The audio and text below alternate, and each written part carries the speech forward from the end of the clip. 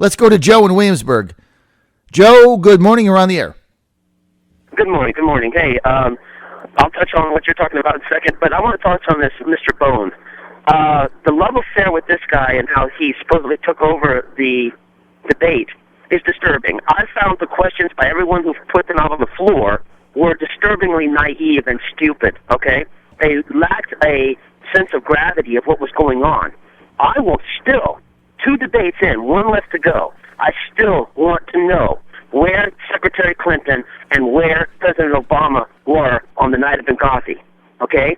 The theater was in chaos. That is the only thing that we could take from it. And combatant commanders are supposed to have, EURCOM and AFRICOM are supposed to have tactical control over situations, but they didn't exercise it. I want to know why. I want to know where the president was. I want to know why he was getting on an airplane while the bodies of my brothers, Glenn and Tyrone, were on the ground still and hadn't been collected yet. Why was the president going on a fundraiser? I want answers to this. I want to know what Hillary did that night. Did she go to sleep? These are the questions that people like myself who are on active duty, and by the way, these are my comments, not the Department of Defense. They don't reflect the Department of the Navy. But I've got questions. How do I turn to my wife and my children, and when she looks me dead in the eye and says, if you get in a tight like that, Joseph, how do I know they're not going to abandon you? What am I supposed to tell my family? I'm just, Chief Petty Officer nobody.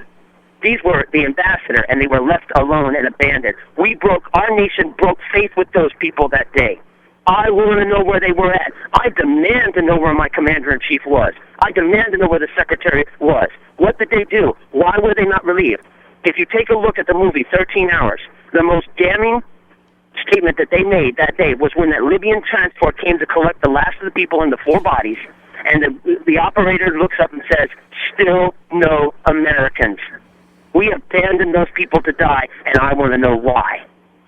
They don't want to answer the question, Joe. First of all... And then I turn to the American people. If you don't demand an answer from these people, then you're going to undermine the military to a point, and this again is my opinion, to where you're never going to have an effective fighting force again. Why should we put our lives on the line when we don't have any faith in the people that send us into harm's way, that they're going to come and do everything to move the world to save our lives? And I've heard this before, too. There's rumors out there that said they didn't want to send the combatant people that were in the theater because they weren't sure how the outcome was going to be. If I had been in that theater and I'd been ordered in there, I'd have grabbed anything that killed, got on the ground, and if I died in the process, my honor would have been served.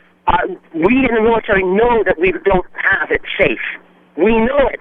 And if we get thrown into a bad situation without 25 days of planning, that's part of the job. To sit here and say that they didn't want to take the risk, no, risk is part of our job.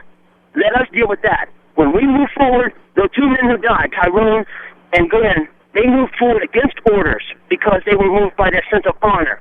The Americans were in danger, we move, we go forward. And if we die in the process, we die with honor. No greater love has any man that he lay down his life for his friends.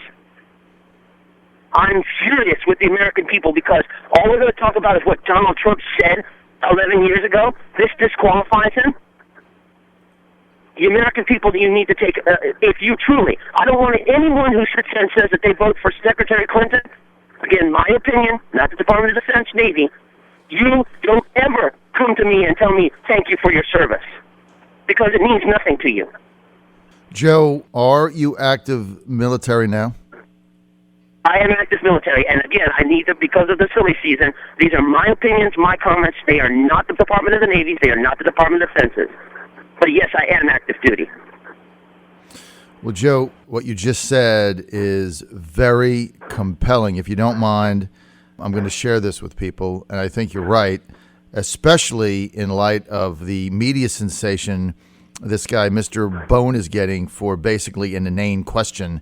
And nobody will ask the tough questions about what happened that night in this debate. Nobody will ask her. Nobody has the courage to ask her. She's gone to all of these editorial meetings and all of these interviews, and nobody will ask her that question. It's frightening. And it's because we are involved in a completely corrupt system of which now the mainstream media is not only part of, it's a cheerleader in order to keep it in place. Joe Williamsburg, active duty.